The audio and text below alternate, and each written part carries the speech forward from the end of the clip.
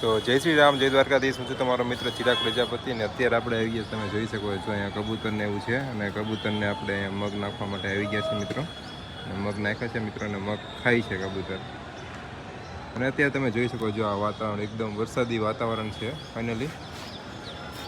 અને પાણીને બધું ભરાઈ ગયું છે વરસાદના કારણે. એટલે આપણે અહીંયા ચોખ્ખું હતું ત્યાં આપણે મગને એવું નાખ્યું છે, થોડાક ડાળિયા નાખ્યા છે તો એ ખાય છે મિત્રો. તમે જોઈ શકો છો ફાઇનલી.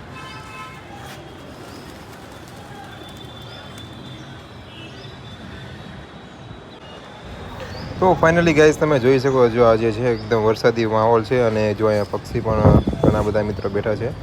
અને અહીંયા જો મિત્રો ઢાળી ટાઈપનું છે એટલે અહીંયા પાણી ન ભરાય એટલે અહીંયા પક્ષી અહીંથી ખાય નહીં ત્યાં બેસવા આવીએ છે મિત્રો. તમે જોઈ શકો છો.